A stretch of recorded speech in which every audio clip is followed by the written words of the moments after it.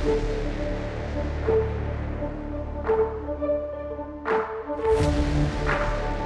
Blood, OTK Roach, and Ramp Combo Dragon.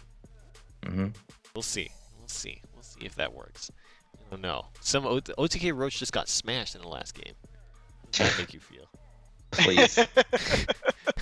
Please. Okay, I guess it did get dunked by another one of the decks that you were going to field, so I guess that's fair. But hey, you know, what goes around comes around.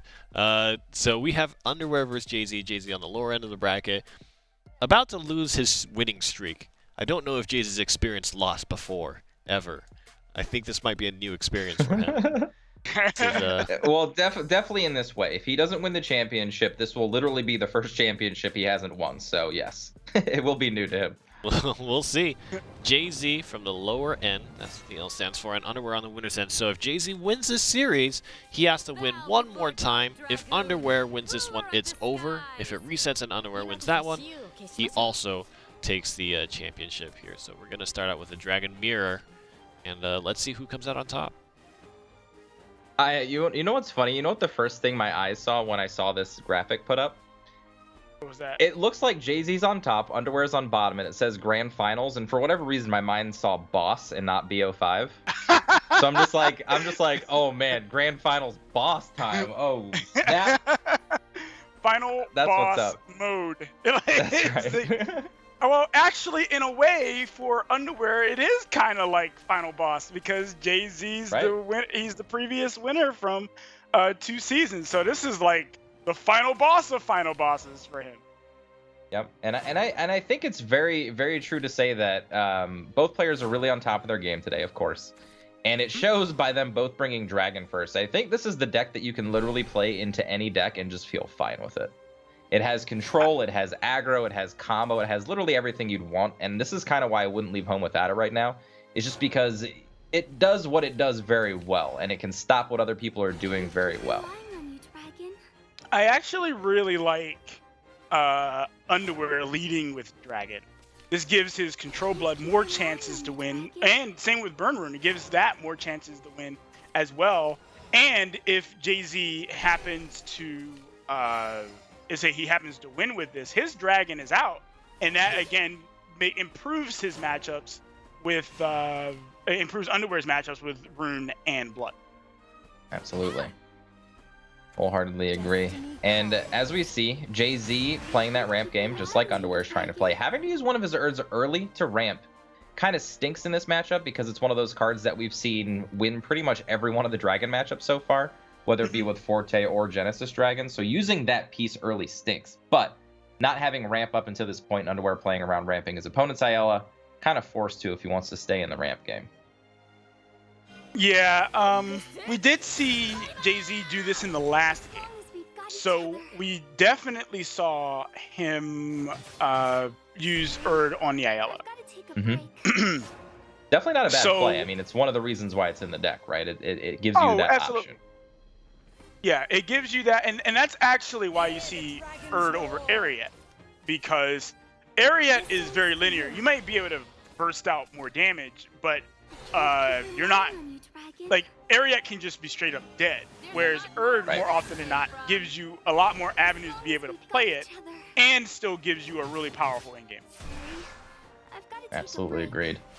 And okay, so what do you think about this play right here? So Underwear chose to evolve his Ayala and trade Ayalas, as opposed to getting an advantage slightly by killing the Urd. Well, is it because you think he wanted to force himself into 10? That's the only thing I can think of. I think that what he probably was thinking is that it doesn't matter because he's at 10 first. Yep. You know, he definitely is. He's definitely at 10. So I don't necessarily fault the play because, again, as Dragon, you generally do want to be at 10 first. The problem is that Underwear only has one card in hand, which is the Bahamut, that takes advantage of him being at 10 first. Right. That's where my thought lied. I honestly don't even care if I'm at 10 first at this point because I only have one Bahamut. This play makes a lot more sense to me if I have 3 Bahamuts in my hand already.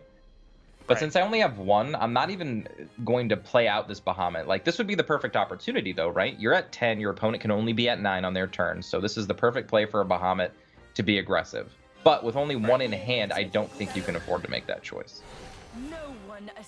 That's fair. What's worrisome here is he definitely. I don't think you can play the Bahamut here. Or maybe no, I don't think so. I don't think you can play it. Definitely not now. Genesis Dragon is a perfect play. This is way better than Bahamut to the board at the moment. Ooh, and he draws an Erd. Not that he can combo those two right now. He doesn't have a Queen of the Dread Sea, but I believe, and you can correct me if I'm wrong. I believe Underwear is running Fortes. Because he did. I think this I don't know. I'm pretty sure he did. That's how he beat JaZe the first time. Was the Forte? Yeah. Let's see. He's running one Forte, a singular copy. Yeah. Yes. So he does have that at his disposal. Absolutely. And it looks like he's playing more of a middling play. He did draw into an Erd, so Queen of the Dread Sea combo is now available to him. And it looks like he's just drawing and into he got it. Yeah, and he got it. All of his pieces coming together. That's got to feel good. Yeah, it's got to. 100%. Unfortunately, though, it's not lethal. It doesn't have a lethal setup. He only has, what is it? Let's see. Queen 16. 16 damage, right. So that's not lethal. But and honestly, JaZe has so much endgame to just push here. He can play an Israfil out just to kind of like block the board, force a Bahamut perhaps. He can play Sybils. He has just more good cards in his hand even without having the combo. He can play just a regular ramp game at the moment. Agreed. He can basically just live. He's got tons of survivability. And he is the first player out of almost all the competitive players that we've seen actually use the Sahakul combo aggressively. He's used it aggressively with Zeus. Israfil's the combo piece now, just because it's the best, because it actually deals damage while dealing with the board and putting the threat together. I really like that a player is finally utilizing the more aggressive side of Sahakul, which I think is its best role, outside of clearing an entire board with an Israfil or something like that. Well, I think it's his best role right now. I think its role kind of changes with metas. Sure. Or even just matchups. Like in this particular matchup, it makes a lot of sense to use Sahakul more aggressively.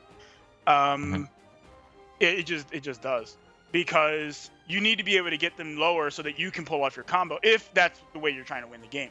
JaZe's hand is stacked enough to the point where he could kind of just play big threats, bait out, that. Wow, that is a very aggressive answer to a Sahakul. Yeah, I can't say I would have done that. That's not a play I would have made, no. That to me, we actually see Underwear taking a shot of water.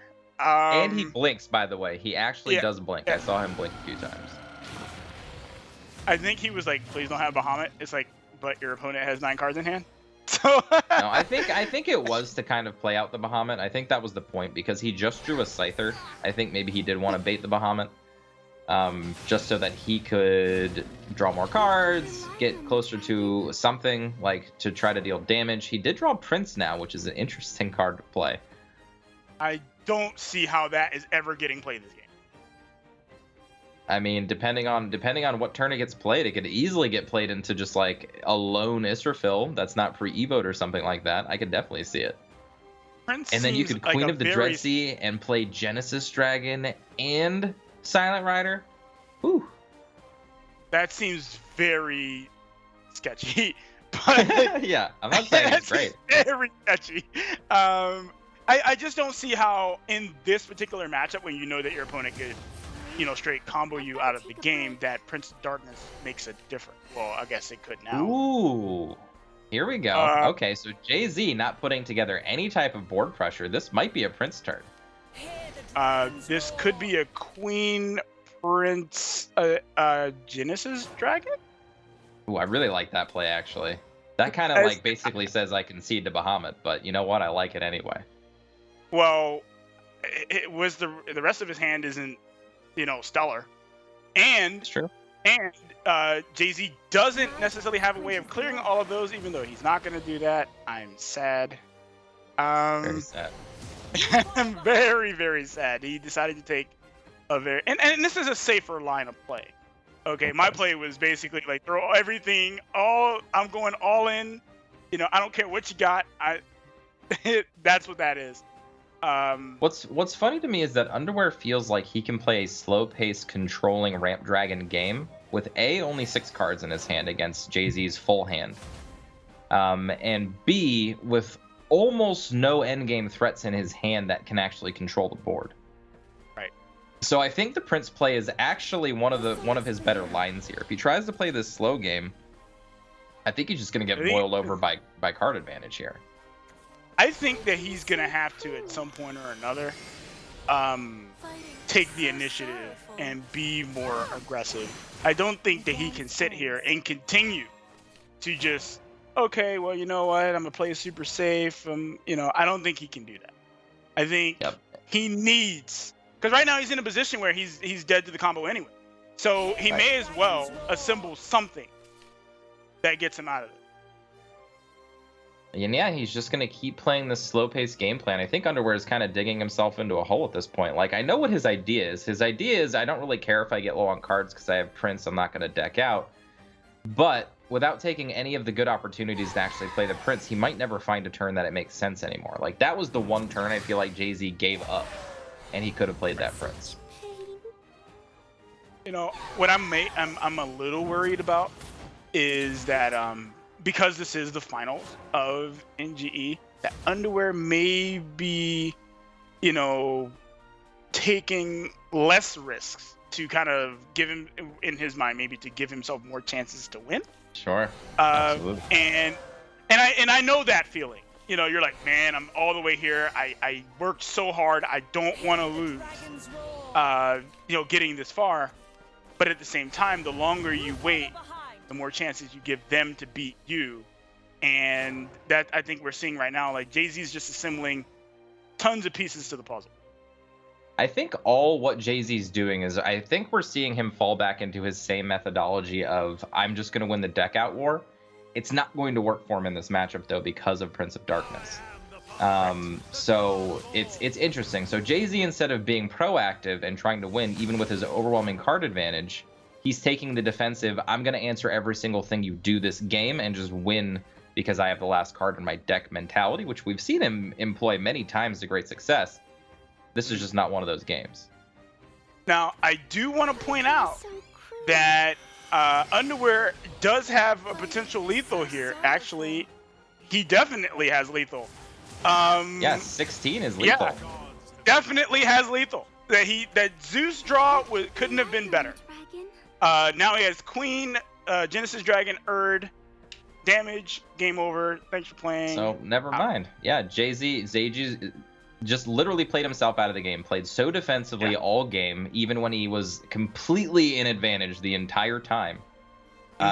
He just threw the game away. He never played any of those threats out of his hands. Every single turn was Sahaquill, Dragon Summoner. When he had access to Genesis Dragon, multiple Zeuses, Israfil, just all of these things he could have been playing to the board, and he just didn't. Yeah, I think maybe JaZe had a little bit of a lapse. Just a little bit. Maybe, just a little bit. He just was like, you know what? We're playing this grind out game, and I think Underwear was like, you know what? I am going to draw until I have a way of killing you. And then he sets it up. And that's it. Underwear got the Zeus that he needed. He set it up. Thanks for playing. Next game. I think JaZe's going to realize it as soon as this happens, too. Like, he could have played anything to get around this, right? He could there it is. You saw it. A Zeus. His face. Yep. He was like, oh, man. What have I done? Yeah. I gave it to him. Yep. I gave it to him. Very uncharacteristic from JaZe to not see this line. Yeah, and I hope that it doesn't tilt him to have that happen, because you know what? Something like that can wear on you in a tournament, man. Like, absolutely. Especially in the grand finals of a tournament, my goodness. Yeah. Yeah, but Underwear is playing like a man possessed right now. Okay. And I'm loving it. In it. I mean, this he is the underwear. This is what happens when you become one with your undergarments. You know what undergarments do, right? Like they take all the stress away from your day because you're not like, doing weird things down there like during the day, like sweating all over yourself, that kind of stuff. He is the embodiment of that. He's just cool. You know what? Set in place. I don't think we've seen a bead of sweat on his head. Okay, not a single bead of sweat.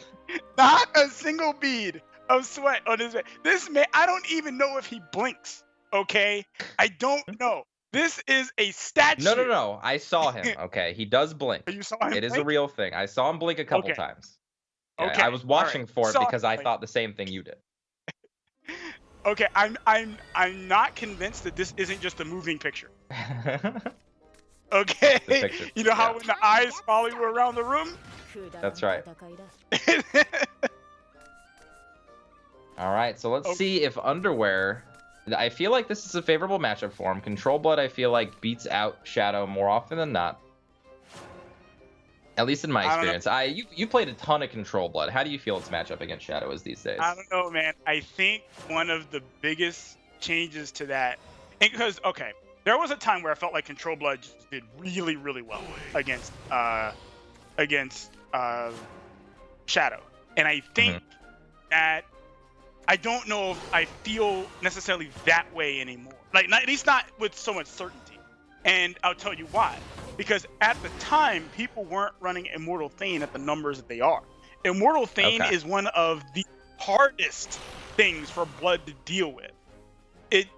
It's like so many followers on its own. You play at Revelation, and then you still have the other follower that leaves behind, the White King, and then they could just jam another Immortal Thane. You're like, well, they have another board that I have to deal with. It feels really, really rough. That's true. So all I'm saying is that I don't know if it's a clear cut. I do think that Control Blood has a way of winning this or doing well in the matchup, but I think it comes down to, if I was to nail it to anything, I think it comes down to how much Underwear is able to be proactive in the matchup. If he's reactive the whole matchup, it's going to feel really hard to win. Okay.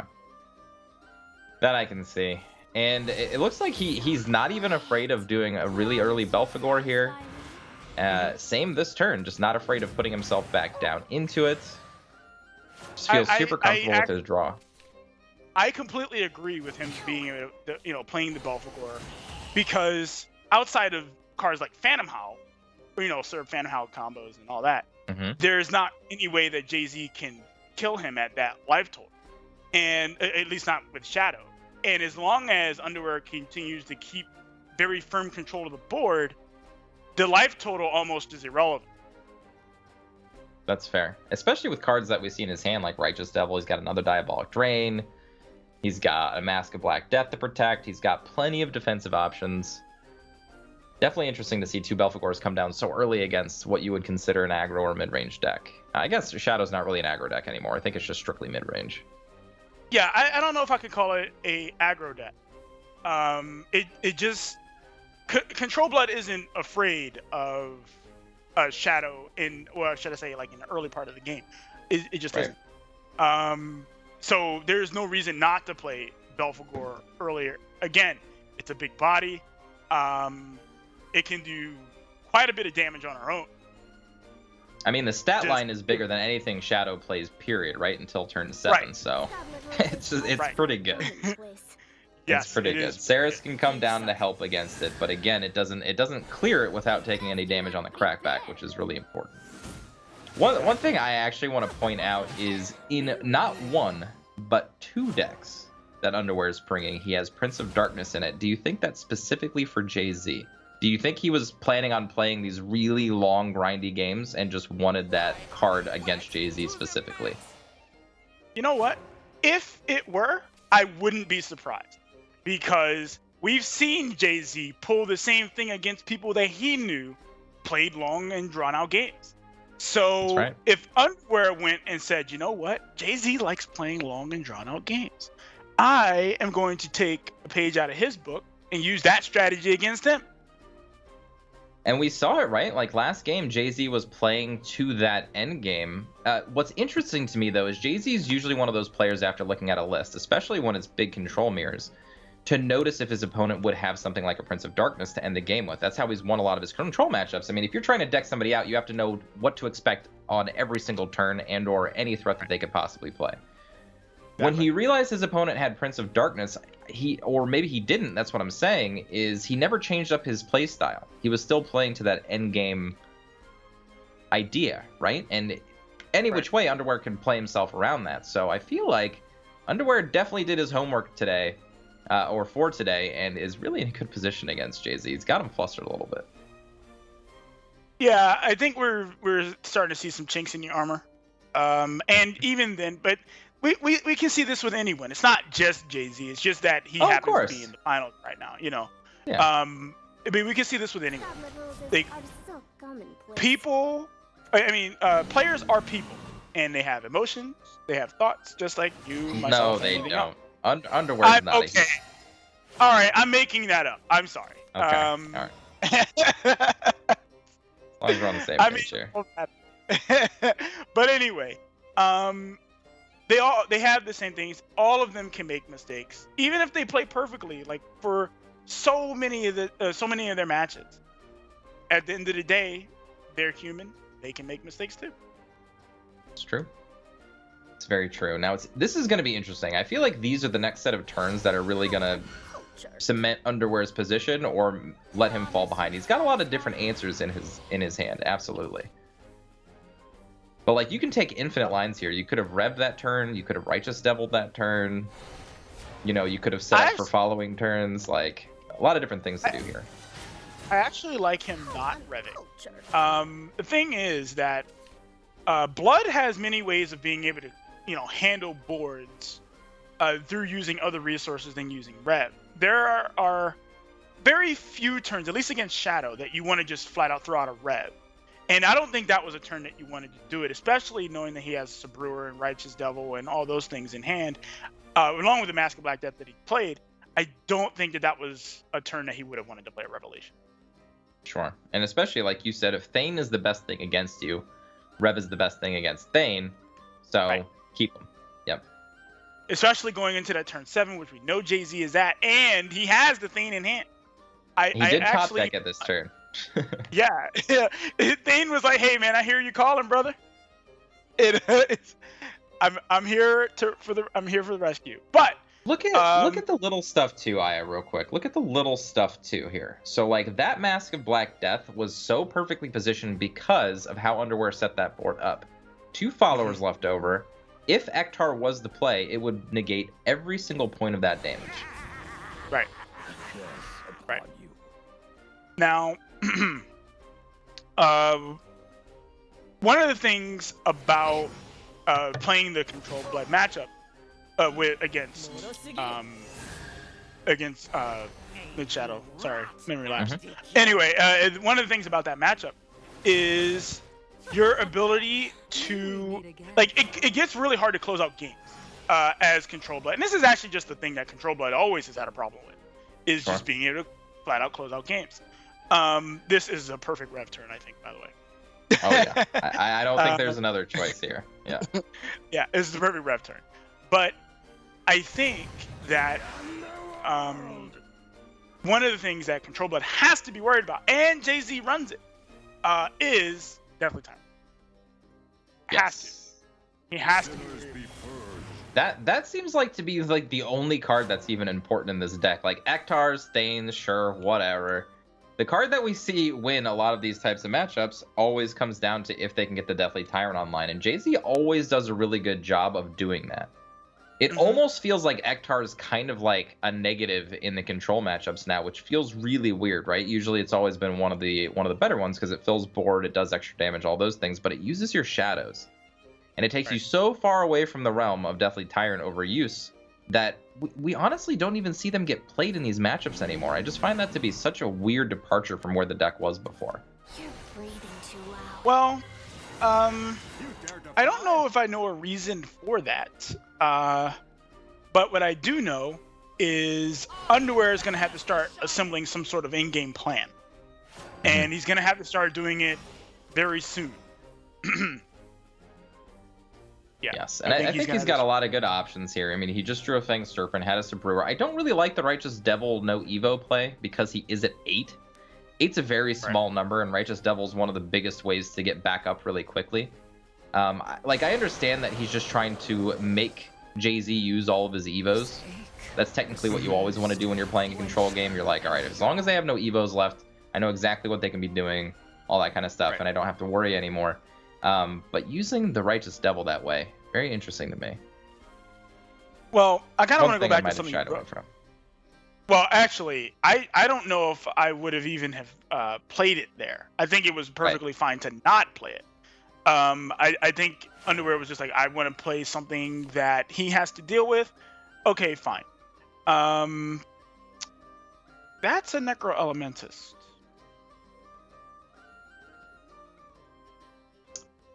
That is a Necro Elementist, not Elementalist. Elementist. Yeah. He played one last week, and he likes it as a tech card. I mean, I don't know about it, but what exactly is it teching against? I'm actually quite interested to know. It's okay in the mirror matchup. It's really good against Forest, right? It's one of the only ways to actually clear the little beaters outside of Wood of Brambles, right? So it is good against Forest. Yeah, that's about it. I mean, it's just a one-up, right? It's not like he's aiming to draw it or do anything crazy. It just gives him something as an option, which I'm never against. And he jams it. I love it. I actually kind of want to go back to Ektar a little bit. We were talking about Ektar, where Ektar doesn't feel as good in the control matchups. That's a Spawn in the Abyss. Okay. That is an end game. Yeah, that is an end game, and that's what I was just talking about. But I think the reason for the shift that took place, more notably, is due to the fact that Ektar doesn't fill the board anymore. He does add a lot of things to the board. He has 2 zombies. Sure. And they still get rushed. But before, Ektar was like, okay, you know what? I'm getting all these zombies. 12 shadows, and you got a full board, right? That's true. Now it's 8 shadows flat, flat, and you get 2 zombies. So there's a little bit of a difference with, there's actually a 2 zombie difference that gets brought up there between the way it used to be and the way it is now. Absolutely correct. And the funny thing about this game is, even though these 2 Ektars are in hand for JaZe, I don't know if either of these will ever be big enough to actually kill Underwear, which means in my mind they're just dead cards. So is this White King, because if he plays any of these threats out, the Deathly Tyrant becomes impossible to play, and I feel like it's his only way to win the game at the moment, which feels really bad. I think this one's already in the books. I don't know if there's a way to come back from this. No, Underwear has played this game incredibly well. I mean, he's just playing really well, period. I mean, like, that was one of the best Mask of Black Deaths I've seen in a long time. Not only did it prevent the Ektar turn, it still was in play to prevent damage even all the way up until last turn. It was just like the perfect and most opportune time for it. Yeah. And this Ektar can't kill me. It can't. Nope. Gets rid of the shadows. Doesn't really deal that much damage. It does prevent Underwear from doing something crazy like Spawn of the Abyss, right? Yeah, definitely can't play that. No. A Revelation would be amazing right now. That's not a Revelation. That is not. Emeralda can come down to clear this board off. Yeah, he could do that. Unfortunately, I actually think that might be his only recourse. I don't think he played Mr. Full Moon here. I guess it would notch down the thing, but he'd burn his Evo. Yeah. I guess it depends on how. Either way, he has to burn his Evo, right? Yeah, he has to. He has to clear both of the Ektar and the White King. Definitely. I actually really like Mr. Full Moon here better. Reason because Emeralda can be played later for another double kill post Evo, and Mr. Full Moon can't. So. Oh, wow. Ooh. Wow. Okay. Wow. Wow. Wow. I did not expect that play. I was definitely not on that game plan. That doesn't even set up a lethal turn. I don't even know why he would do that. I have no idea. You know what? I think I need someone to get. Wow. Hold me. Right. Right. What's Oh, going man. on in the underwear? Hold me. Did they bunch up on him? Like I don't know. I don't I don't know. I understand, like, he doesn't feel threatened. Ektar can't kill him here. And he does want to keep putting damage forward. This is kind of like a JaZe type of play, right? You have to get in, like you said, damage when you can, because it's really hard to close games out with Control Blood. So every opportunity that you can eke in some extra damage, like this play here, could end the game faster in your favor. You're just taking a little bit more of a risk because you're taking a ton more damage this way. I mean, I guess so. I guess so. But I'm still a little I don't know about this. I just don't. And also the Andrialphus Evo. I mean, it does give him a little extra advantage there, a little less damage, but if it comes down to Underwear playing this game perfectly and then just Emeralda going face costing him this game, I'm gonna be very sad. You know, it very well could come down to that. And wow, there we go. Or he could draw a Righteous Devil and just shut us up completely. Needed to draw something like that Righteous Devil. Yeah. Sinners be purged. That Righteous Devil could not have been better. Hey, check this out. It couldn't Takes have out the been biggest better. threat on the board, puts him back up to 12. Perfect. And it in a way kind of lowers the impact of that thing. I mean, I guess a little bit. Yeah, it does. And he's still got a Sabrewer. He's out of Evos finally.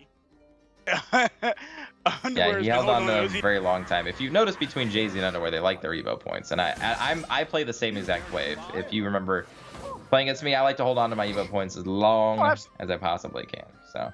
And I 100%, especially with Control Blood, like holding your Evo points is basically how you win a lot of matchups. Right. Is just they spend all this time trying to answer your big guys, and then they're out of Evos and you still got yours. Like, that's how you win. Yeah, now, thinking about the play still, that Emeralda, so much damage was dealt because it was not used that turn. I would have probably played Mr. Full Moon and Evo'd and kept the Emeralda. But unless Underwear keeps top decking, he's just going to lose this game. Well, he does have access to one more Temptress Vampire. He does have access to one more. So hopefully his effort won't be in vain in that regard. But even then, he would probably still have to use the Temptress Vampire. If he did, he'd have to use it as removal because it wouldn't be lethal. It'd only be 8 damage. But he's got to draw it here, even so. I mean, he can play a Scarlet Samoir. He can find a mask. Okay. I like that. I like masks. And he can put. Now he's going in. Yep. Yeah, I love it. He's got masks, so he's like, you know what? Break my. Okay, I don't know about that. Why does he go face? Take out the 2/1 white. I would have. Yeah, I don't know about that play. Maybe he's done the math and he's just like, you know what? Okay, let's see. Oh my goodness. I don't think he's dead. He's not dead. It's 7 damage. 7 damage with Ektar right now. Yeah, he's not dead. Unless I counted it right. No, I think you're right. Yeah. Oh, but there's white damage. Oh, right. You're right. Oh, well.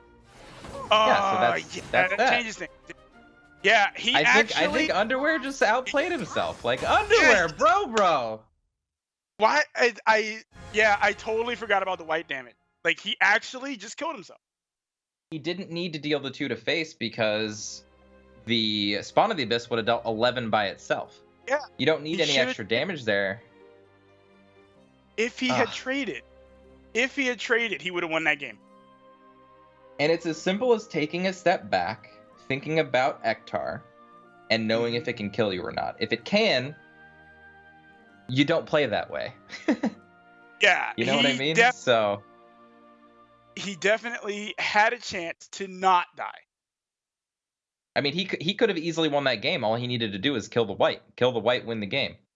Don't kill the white, lose the game.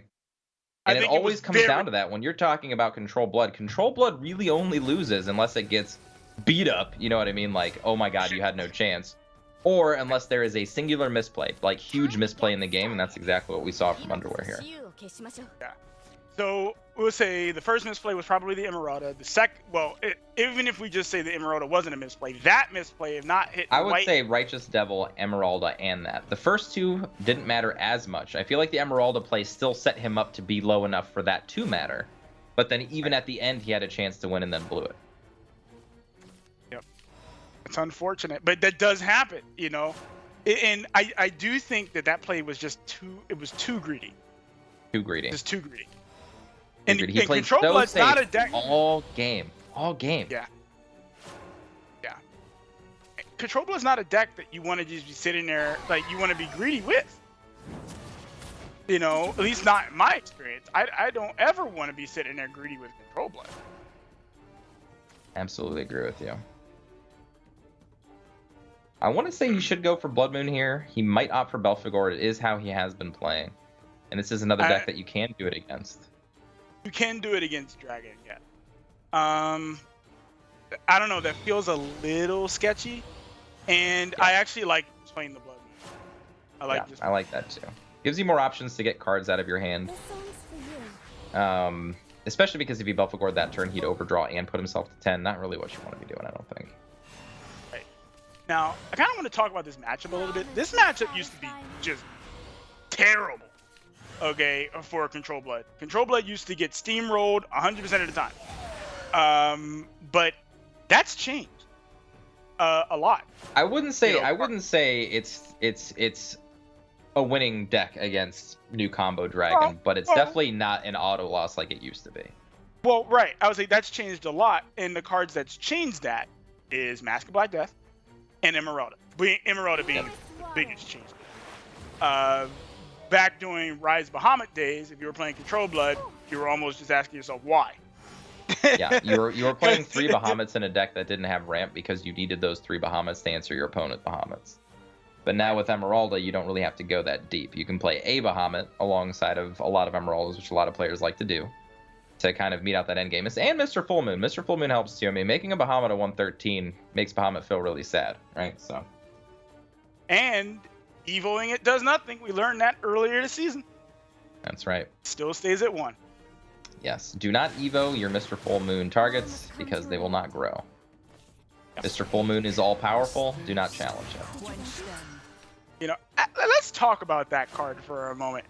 Talk about a card that, when it came out, we're like, that card is never getting played. Like, in so many ways. Well, no.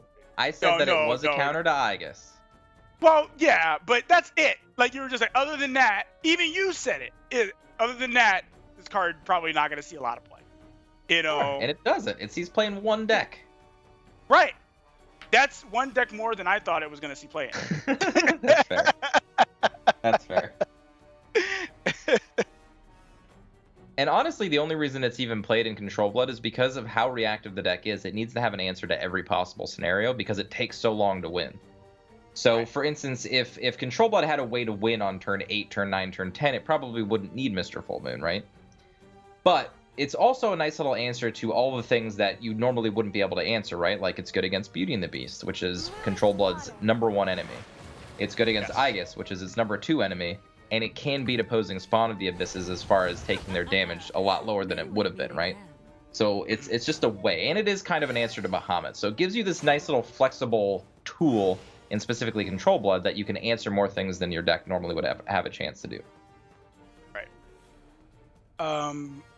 Now, this is to talk about Revelation a little bit.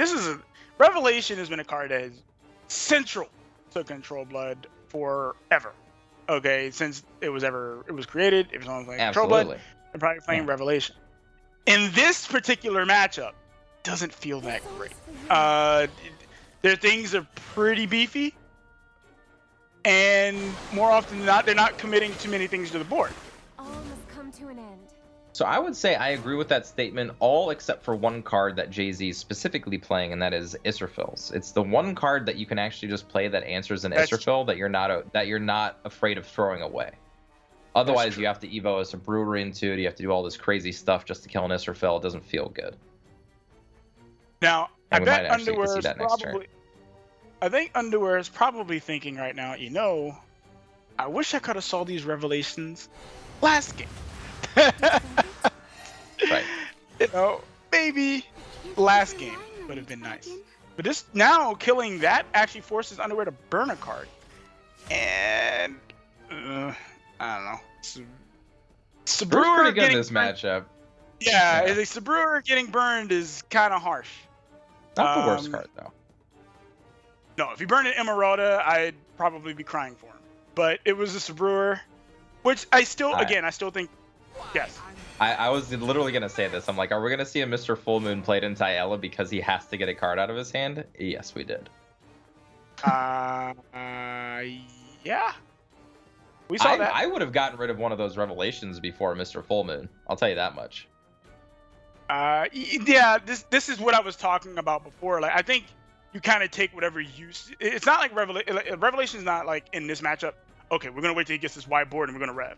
It's more like I'm gonna use it when I can because it's dead against the things that I would want to use it against. You just kind of get some use out of it. Playing Mr. Full Moon here, I think may have been a little. No, actually, I definitely know it was sketchy. It was very sketchy line of play. Yeah. Very sketchy because Mr. Full Moon can answer any singular big threat that JaZe plays, whereas Revelation cannot. I guess if and he had access to all of his play points. It would have been better on play points too, because he would have used all 8. He would have had a 6 play later on that he could have played something like a Righteous Devil alongside. Yeah. So, this now feels really, really bad as Control Blood. This situation right here feels terrible. Okay, like he's got 3 cards in his hand that he doesn't want to play. He definitely doesn't want to use any Evo points. If he uses Temptress Vampire, he's gonna have to go face with it. There's no way you play it on a 1/2, and you're not gonna Emeralda it, but you have to get a card out of your hand. Yeah, this is a really hard position for Control Blood to actually come back into. So, because it doesn't have any ways to proactively initiate JaZe to do anything, JaZe can really just take his time and do whatever he wants to at the moment.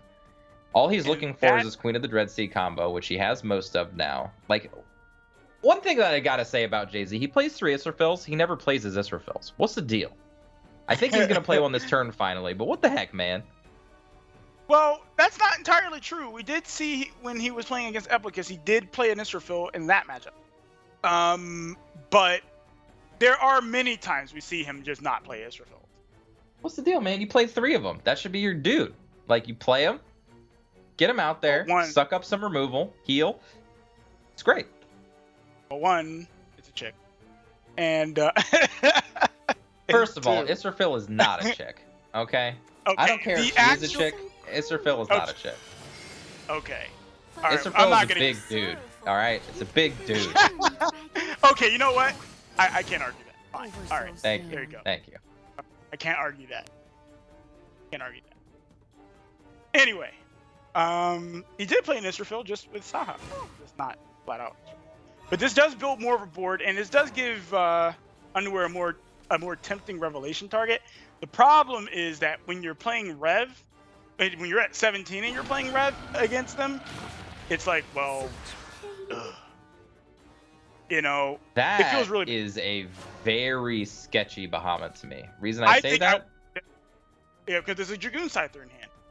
Well, not just that. It's your Bahamut against Dragon. You're literally getting rid of one of the pieces that you can react to whatever your opponent can do.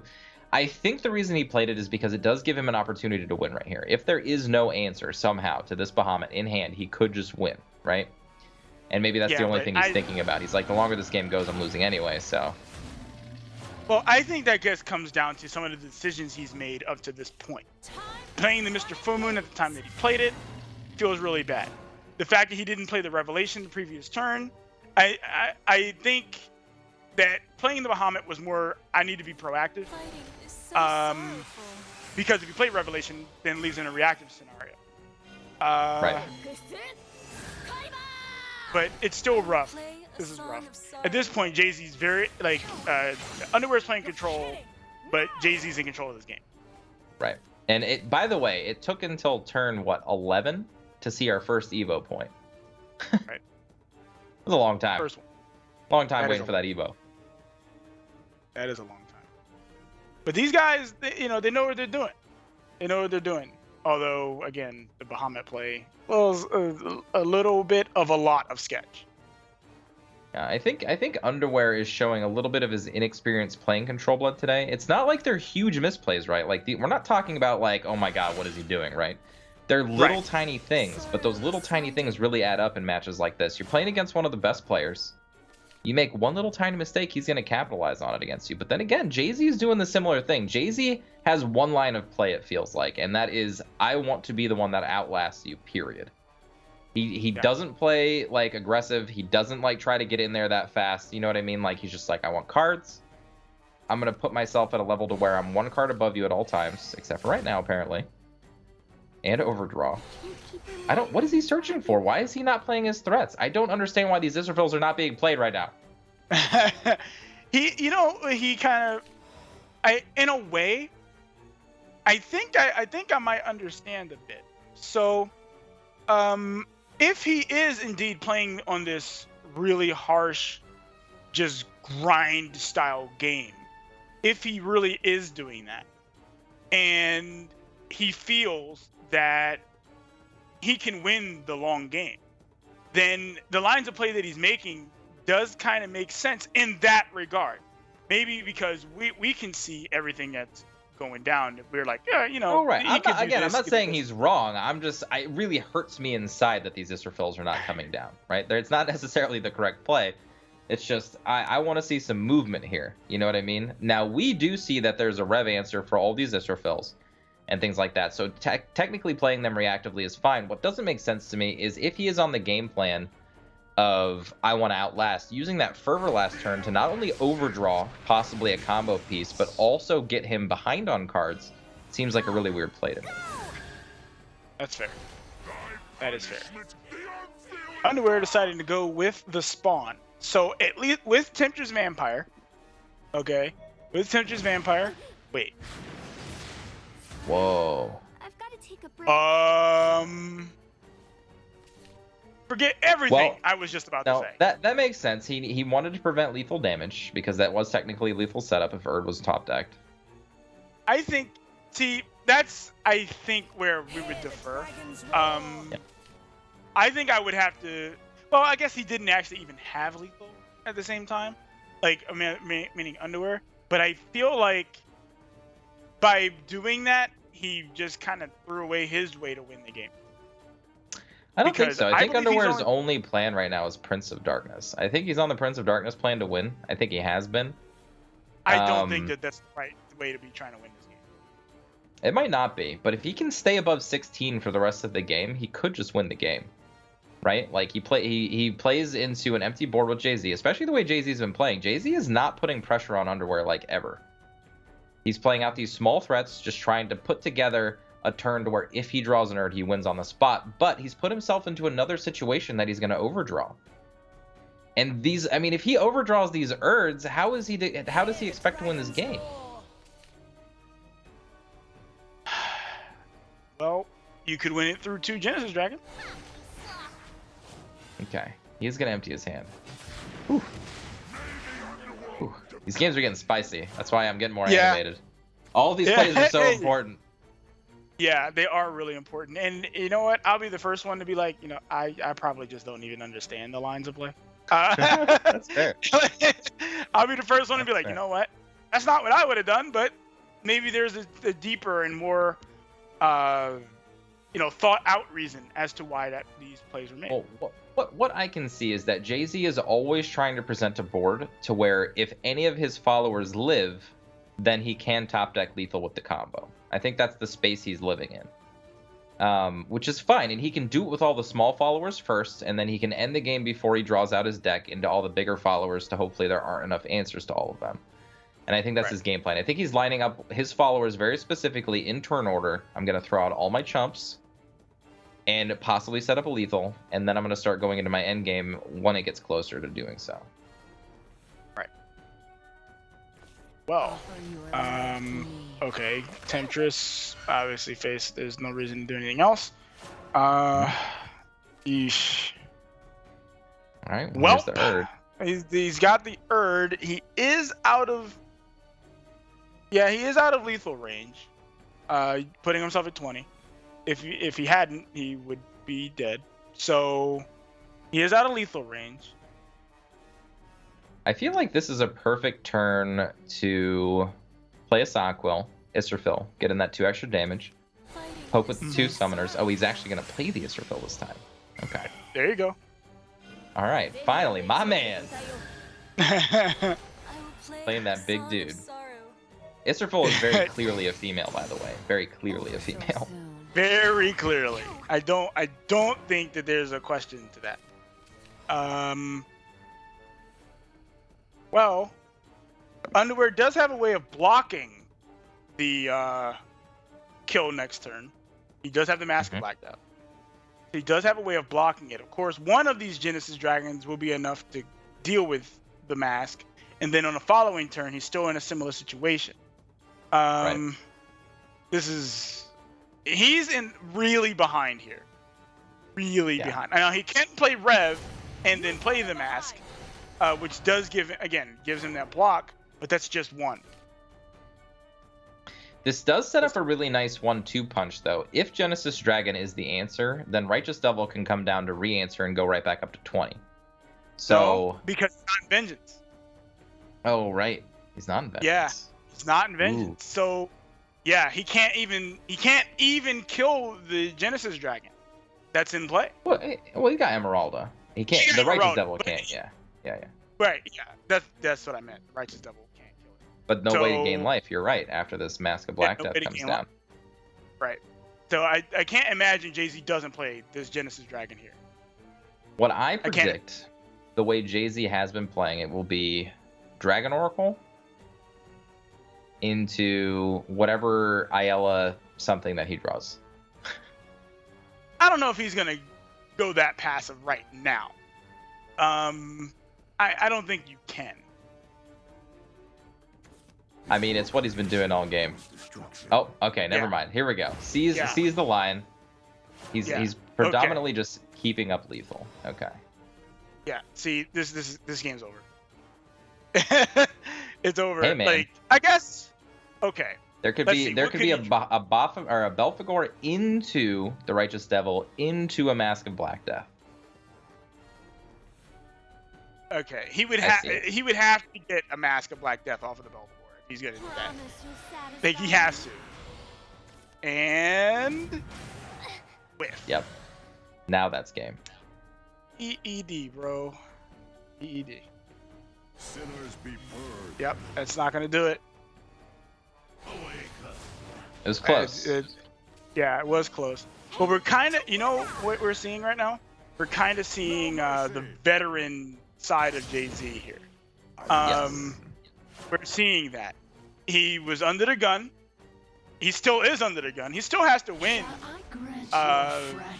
He still has to win. Even if he wins this set, he still has to win another one. So he is under the gun, but man. Destiny calls. It's funny too, like, because the first game he made that little misplay, right, of not reading lethal damage, and then Underwear did a very similar thing against Shadow. It's like they're kind of all missing lethals at the very end of what their opponents can be doing, right? It's very interesting. Right. It's very interesting. You know, but it's got to be nerves, you know. I think even when I mentioned before, like, even when you're playing at such a high level, or you're playing at like the best you possibly can, nerves can still cause you to make, you know, decisions that you probably wouldn't have made if you weren't nervous. You know, it's a little different. Plus, if you're JaZe, you've got different stress, right? You've got winner stress. Like, I'm supposed to win this, So every Right. time something bad happens, you might feel the weight of it. Right. Now, I do want to say that Underwear, I think, and now we did see Akamaru Red earlier win with Vengeance Blood versus Burn Rune. We did see that. And so I don't know if we're going to see that again. Vengeance Blood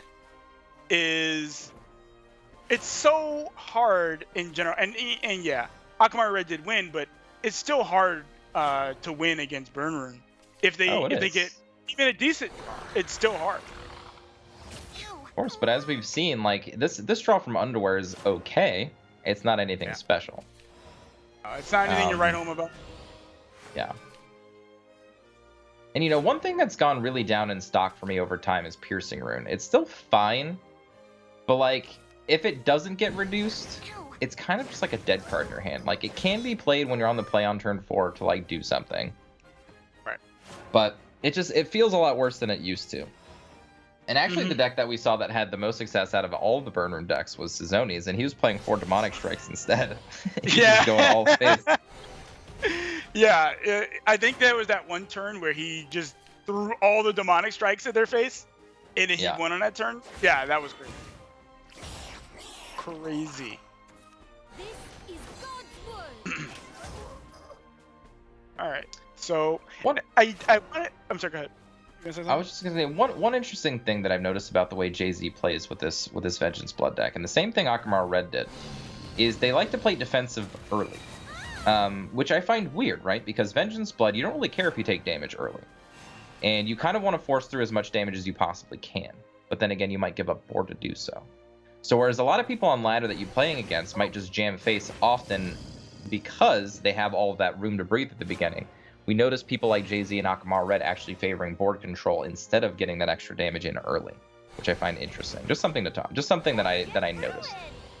Well, I think especially in this particular matchup, it's very important to establish some level of control if you're playing Vengeance Blood, because one, you definitely don't want to put yourself in Vengeance really early. That's giving Burn Rune the ability to burn you, so you don't necessarily want to do that.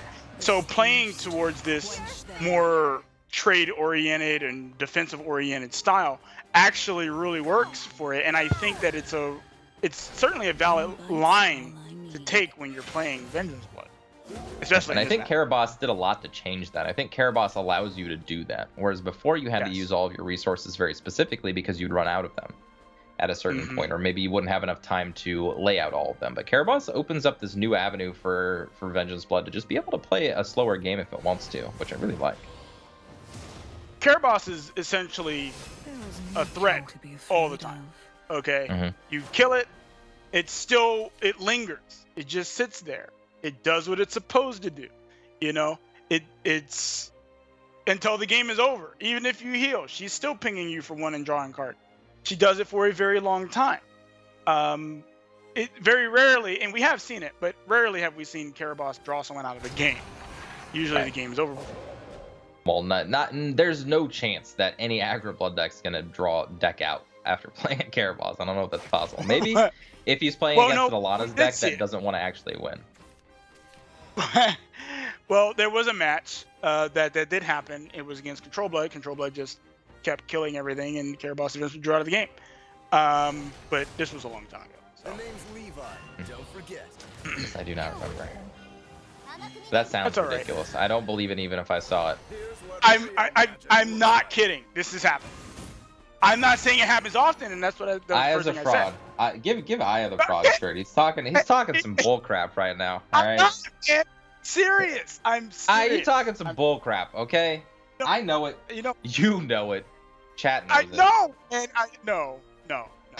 Okay, I don't care what you say. All right, you say things are impossible. They're not. All right. Oftentimes you're proven wrong. Get out of here. That's good times. All right, but Karabas now waiting until 7 play points. That Emerald are probably going to come into a lot more play than we saw in Akamaru Red's game when he played the Karabas. So I feel like from now on, this is JaZe's game. Underwear doesn't really have a hand that he can do much with. He's got Nothing. It's this sigil versus sigil breaker thing I was talking about. Sometimes you just draw too many of one side of it, and it's not consistent. That's the key word. It's not consistent. This is a deck, and by that I mean Burton Rune. It is a deck that when you play it, and you're just, I got nothing but sigils, man. Feels dreadful. I actually think that Burn Rune is one of the decks that feels the worst when it bricks.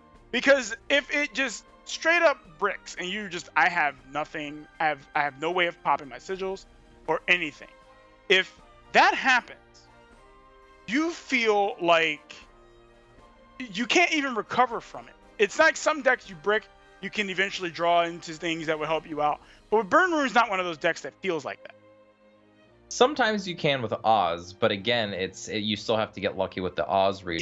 Yeah, the difference is these sigils don't actually do anything, right? Like they make a 0/2 ward. They can draw cards if they die later. You know what I mean? Like these sigils in specific literally don't do anything. Whereas at least if you're bricking with, say, a Vengeance Blood deck, you have a Urius to play, or you have a Disagreeable Demon to play, or something like that. You know what I mean? Exactly. Yeah. Oh, okay. So I had a point that I wanted to bring up before, but I'm going to kind of touch on it now. So we are seeing all these people, we're seeing a lot of people bring Caraboss into their fold for playing Vengeance Blood. And I find that interesting. We did see Akamari Red in his game. We did see him play the Caraboss on 6, even while he was holding the Emeralda. And ouch. That feels bad. That will draw a card, and it could be Master Mage Levi. I'm going to throw that out there. Okay. Here it is. Oh my goodness! Oh, yeah. Oh my goodness! Stop! And he drew another one. Like, wow. Okay, but I think that doesn't matter. But I mean, it might, depending on what the next top deck is. Oh, man, that's crazy. I mean, you kind of see JaZe do a lean back. You know, he was yeah, my like goodness. Come on! It's the caster curse, man. I gave it to him. I put it in Underwear's hand. Yeah. You said, hey, man, there's no way Underwear. Oh, my goodness, he draws 2 leaves. Here we go. You ready? Oh, I dropped a deuce and Underwear caught it like good Underwear should. Wow. Usually you go to the bathroom for that. But, you know, it's okay. Alright. Oh, Underwear. Your name, man. Your name. Too comical. It's too easy to play with. Yeah. Okay. Yeah, and I think JaZe does the only thing he can do. Like, he just forces off as much damage as he possibly can and hopes that there's not 5 damage possible. Ooh. Oh, that's not it. That's not it. Ah, that feels bad. So close from looking like he was completely dead just off of that one Master Mage Levi draw. That's incredible. Yeah. But it doesn't matter if he trades. He's still dead. There's a Dark General. JaZe is going to reset this bracket. Wow. Yes, he is. Yes, he is. In a long and hard-fought first leg of this journey, okay? Yeah. We're going deep. You know what? I don't blame JaZe for smiling right now. He is fighting right now. 3-1 is the scoreline that JaZe will take the win in, and we got ourselves a reset. I feel like it's been about a year since I've seen you guys. You know, when I set you guys free, we were just wee lads on a journey, and now you're grown adults now.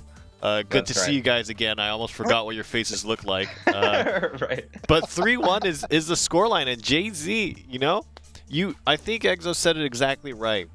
The decks are kind of expandable because it's now the best of 5 format, and there are no bans, so you just got to play out all your lists, and so the impact of an individual deck is much less prominent, right? It's more mitigated. Also, that really clues you into how damaging some mounts of misplays are, right? When Control Blood could not get that win against Mid Shadow, despite the fact that there were probably opportunities for the Control Blood to kind of still dance around and figure it out. But I feel like there were some key things in both players' ends of the court that was kind of made the whole match a little bit messy, right? But at the end, 3-1 is going to be the scoreline. JaZe going to reset it, and just like it was in Europe, that means that if JaZe wins this one, he becomes a champion. But Underwear can still win the match, and he will end it all at that point. It's just, this is the last opportunity, right? The last match that's going to happen. A winner is going to be found here. JaZe did very well to get it this far. And let's put this out there, okay? JaZe, from Exo's mouth, predicted to be the first one out of the day, has made it the farthest possible stretch the tournament as long as it can go, and he's still alive and kicking. Are there any amendments to what you say? Well, now there is. I feel like Underwear is possibly doing, exactly what JaZe would like him to do, playing these long games and making little tiny mistakes over the course of these long games. That's all I think JaZe tries to play for now. Let me just stretch this game out as long as possible, give my opponent the most chances to make mistakes, and then I can probably win. And we even saw JaZe make a mistake in one of those games too, so it's not like he's not susceptible to it too, but I feel like he has a stronger edge because he's more used to that play style. Aya Senpai, if JaZe ends up taking the championship, let's set up a situation where Exo has to do something in atonement for his poor choices. What should it be? What should it be if JaZe takes the championship? Man, I'm gonna have to think on that. I will think of something. I'm gonna have to think on that though. He's gonna have to buy each of us 20 packs in Chronogenesis. That's what it is. That's what it should be. You know what? I'm not opposed to it. What's the bet here? What's the bet here? So what happens when I win? And you guys both chip in and I get 40 packs of Chronogenesis? When you win, if Underwear wins, here's what it is. This is the thing that'll be perfect. If Underwear wins, then we just have to tweet out Exodium guessed right. That's not fair at all. That's not fair at all. I don't like this. I'm leaving. How do I exit this? I live behind the screen. I don't know how to actually leave where I'm at right now. This is not fair. I can't leave. Can't leave. This is a terrible bet. Can't leave. But let's kind of think about how these decks play out against each other one more time here. We saw exactly what we were talking about with Burn Rune, right? Where the early board advantage, and I think you talked a little bit about the strategies that both Akamaru Red and JaZe approached with their Vengeance Blood deck about playing to that control against that matchup where consistently people have talked about, okay, Vengeance Blood into Burn Rune, not great. Vengeance Blood into Burn Rune, not great. But 2 times now today, we've seen pretty convincing games, right? And I think that the strategy that approached with that board control has really lent itself to be very effective. You highlighted Karabos being a big factor for that. Do you feel like this is a foolhardy strategy, or do you think that it was still by chance and this reset here is going to force Underwear into a better role? I think it is. I mean, think about it, right? Karabos is played as a 1-of or a 2-of in these decks, and it's been a very consistent draw in our Vengeance Blood players' hands, and they've been able to utilize that strategy. Now, give it 10, 20 games, you probably don't see your Karabos that many times over the course of those games. So because of that card being in hand, I feel it's given a lot of room to these players being able to do more, and it makes me wonder why they're not playing more of it in their deck. Well, we'll have to see if that's the case that plays out for JaZe here. And remember, again, guys, JaZe is fighting hard to make that 3-time championship title happen, and Underwear is looking to put a stop to that. I have to wonder what Underwear is really thinking about here. If he's really kind of trying to revisit his strategy, thinking about the lines of play that he made and kind of the missteps that he had, or if he wants to try to play even more aggressive, which I think sounds a little weird because he is fielding a very slow lineup in this particular match here. But I do think that there is some consideration for, like, okay, JaZe wants me to play these slower, longer games, what happens if I step up the pace of the game? How does that change things? I think that it actually would change things dramatically. Like we saw in the Burn Room matchup that there just wasn't much he could do. He just Burn Room did what Burn Room does on the negative side. But the more we see, I think what he needs to do is just kind of take a breather, just kind of reassess the way that those games played out. He made a few mistakes in games that he could have won, and that type of stuff can dramatically affect you. I think just taking a little bit of a break, get clear his head, drink some more water, and come back ready. I think take a walk. Yeah, take a walk around the block. And I think you're absolutely right. You know, these decks, I still feel like it's favored towards Underwear, you know, but it's evident now that if he does not think carefully about each of his steps, he still falls behind, right? JaZe still threatens that kind of potential here. So the players, I think, are taking a slight pause, a slight break, as you suggested, Aya. They're taking a little while to get set up again. And once they do, they're going to head back into the final match of the North American Starforged Legends Tournament. And we'll find out who the champion is. Some reminders here before we get to that. We're going to have a talk show tomorrow, which is going to be great. Exo and I are going to join us, as will Mofu and Envy, and we're going to talk about Chronogenesis stuff. We're going to have a EU versus NA show match, just some fun stuff, some fun games that we get to see. We're going to talk about all the cards that have been revealed so far, and some new reveals as well. So there's going to be some exclusive card reveals on the Shadowverse talk show. And then the World Grand Prix invitees are going to be interviewed to get an idea of how they're feeling before they make their way over to Japan and compete in the World Grand Prix, which is coming up next week already. So fast. And we're going to be in Japan having a good time playing some Shadowverse competitively and watching some of the best players face off. So get in the mood by joining up in the talk show. And that's going to happen tomorrow, in lieu of the extra tournament day that we have, since both EU and NA is cleaning up today. So, with that, we're going to try to figure out what's going on here. I am getting an update that the spectator client that we have is having a few technical difficulties. So, apologies for that. We're trying to get it fixed as soon as we can. The game between JaZe and Underwear is currently going on right now, so we're going to try to jump in as soon as possible as we miss as little of the action as possible. But I think we'll be okay in this matchup, missing a few turns. I think we'll be fine. Yeah, we're going to jump in, and it's going to be on play point 2. Plenty of time. Plenty of time. Plenty of time. We'll see, but definitely, again, sorry for the hold up here and potentially the loss of some important turns, but we're trying to get that rectified as soon as possible, and we'll jump in and watch once we can. But talk show is happening, World Grand Prix is happening. The Shadow Nexus is also doing a release event for the new expansion coming out. Talk to us about when that is and what's going to happen there. Absolutely. I take it. What do we do? All right, man. All right. Every time a new set comes out, we host a release event for it. You can find the information on Battlefy for the release event. Just look up Chronogenesis release event. It's not hard to find. It'll be on the 30th. So it's going to be on a Saturday. All right. Which is basically not next Saturday, but the Saturday afterward. So the end of the month.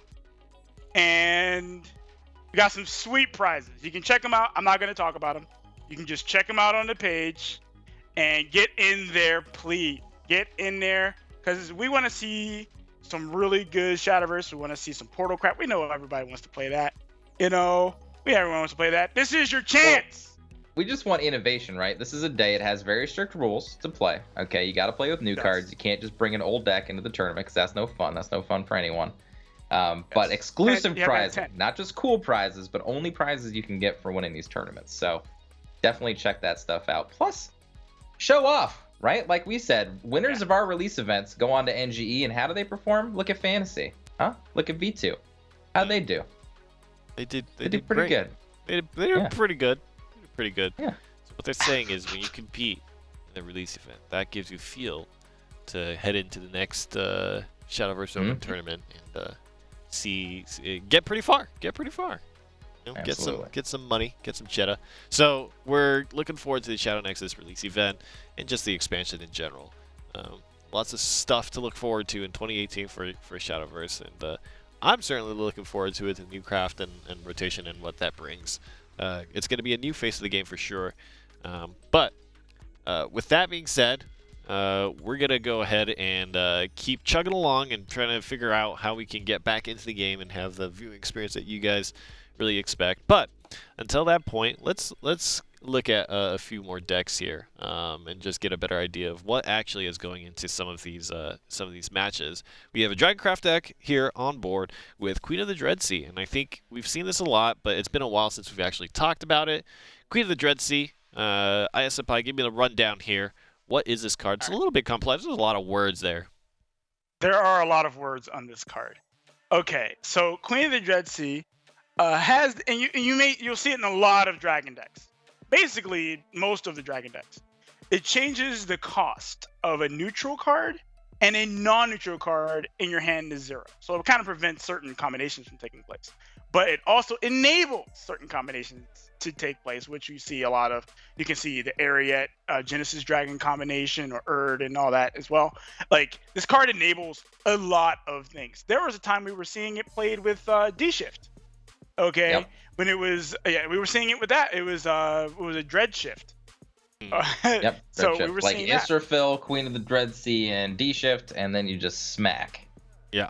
Yep. We've definitely seen that. I think that was one of the first big wins and one of the qualifiers for this particular season of the Shadowverse Open as well.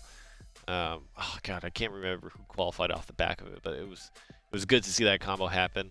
So here's the deck. JaZe calling it an aggro deck. I guess. It's probably the most aggro of decks that he plays. That's true. You know what? That's true. One of the things that I really noticed about JaZe when he fields this lineup, he actually really likes his Star Phoenix. You know, he only has it as a one of, but I think out of all the players, JaZe makes use of that Star Phoenix the most, which is just an interesting note. I feel like it's one of those cards that JaZe just relies on to get continuous value in the long game, which makes sense if he's playing to that. What do you guys think about him not taking Prince of Darkness today? I think it's fine. I don't think he needs Prince of Darkness. It's not this type of deck. What I find really interesting about his list is that he's only running 2 Urds, he's only running 2 Bahamut's, and he's only running 1 Dragoon Scyther. If I had that knowledge going into that matchup, I'm playing Dragon, I am jamming my Bahamut's. I am all in Bahamut all day, every day. There's no way you're clearing out all my Bahamut's because you don't have the answers to. So that's where my head would be at. You know what I mean? But I don't know. Like, you don't need to play anything like Satan at the end of the game because you just don't need to do it. Like, I think he plays in such a way where he knows exactly how he can win, even with the last 2 or 3 cards of his deck, or he can put himself into a position where he can just be that 1 card over and then just fight through Prince of Darkness anyway, right? Because Prince of Darkness, when you play it, literally opens you up for a turn and possibly even more turns after that, because you're not really drawing anything relevant necessarily. You're drawing, 5-play point 13-13, which looks really big, but it doesn't do anything the turn you play. You know what I mean? Yeah. And Right. Same thing when you play the Prince. So yeah. Certainly has its downsides. But as an update, it sounds like Underwear's game did actually finish, so they made haste there. So game one is done, and Underwear took the win off of his Dragoncraft deck. So that is 1 win under the belt of Underwear, and we're going to be jumping into game 2 right here. So keep in mind that this is the reset. The last match, whoever wins this is the grand champion. Is it going to be JaZe for the 3rd time or Underwear for the 1st time, upsetting and ruining the streak? And Underwear is going to be fielding Rune here against Dragon that JaZe is holding up. So let's see if JaZe can do it. So we see Underwear try to take the most consistent line with his mulligans, keeping an Alchemist alongside of the Illusionist just so that he can have a Sigil up for it when he plays it. And we see a very nice little anti-aggro hand from JaZe. So this is going to be a tough one. I mean, JaZe's got the stuff he needs. Underwear's got the stuff he needs. Well, I think Underwear would probably have preferred think he would have preferred to get a 1-drop sigil, but I think he got, for Of not course. getting a 1-drop sigil, probably got the best hand he could have gotten. He Right. did manage to get Magic Illusionist, which is really annoying. And it's even more annoying for Dragon because there's really no removal for it. So, yeah, I think that he may be in better position than he was the last time he played this deck. Yes. I think he's got a nice little curve here. This Illusionist can actually be dealt with this turn, which is kind of unfortunate. And maybe Underwear maybe oversighted that. Maybe should have traded with the Ayala or something just to make sure that Illusionist stays in play, because if it doesn't, which it's not about to, he doesn't really have that much of a push going forward. Right. Like, Carl doesn't get a lot of damage in, right? Alchemist doesn't get a lot of damage in. These things don't do a heavy amount. Yeah, they don't. The more unfortunate thing is that this turn, the best thing he could do is just, you know, that was a little weird. More card I don't draw know. when he has Wizardess in hand as opposed to saving it for Yeah. bigger followers. Yeah, interesting. That's what that immediately stopped my train of thought, because I didn't get that play. Played Witch's Cauldron second here. Also very interesting. Again, like and now I don't even remember what I was gonna say. So I guess it doesn't matter now. This line find, does play around Breath of the Salamander, though. It does do one thing, and that's what it does. That's, I think, fair. This is a position where the more pressure that Underwear can put on JaZe, and he actually does have the hand to do it. He's got plenty of cards that can apply pressure. The more pressure you can put on him, especially with JaZe's hand looking the way that it is right now, I think the better off he is. Oh, absolutely. I think he just needs to use his evolution orbs properly. What I mean by that is there's a lot of ways you can take this game, right? You can Halo Golem, kill the Sybil, Evo Carl, go face. You can play the Levi, Evo, get the Crimson Sorcery, kill Sybil, go face. You know what I mean? Things like that. There's little tiny things that you can do to gain little points of damage here and there. How do you choose to do it? It looks like he's just doing the straightforward option here. I would have liked the Levi. I like using all of my Evo points on Levi, but I think that's just because I'm addicted to the old man. You know what I mean? He gives me Crimson Sorceries. Yeah. I think you are, and I'm very interested to know how you're gonna feel when it rotates out. Oh, terrible! Are you kidding me? I'm never touching Rune again. But Old man's gone. Can't play it anymore. Can't play the class. Sorry. I'm just kidding, somehow, obviously, because Rune's still one of my favorite classes. But I think somehow I'm just not believing you right now. yeah, but I am gonna feel very sad, especially because that's what I use my Sears globes on. I use them on the Levi's because they're the coolest. Okay. Yeah. I think I'll be all right without that card. I think most people will. I don't think most people like that card. Yeah. Well, Or there's playing Muhammad. against it, rather.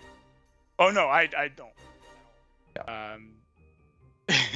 There was a time when that was the last card you wanted to see someone play. Like, woo. Yeah. Yep. Used to clean up pretty much everything. Yep. But Underwear's found himself into a pretty good spot here. This Carl not being able to be dealt with here. He could. I think he's considering maybe Erding. Okay. Not the play. Well, I don't think I don't know what Erd does. I guess it just reduces damage. Reduces by 2 damage. You know, just something to try to stay alive. That's all. That's fair.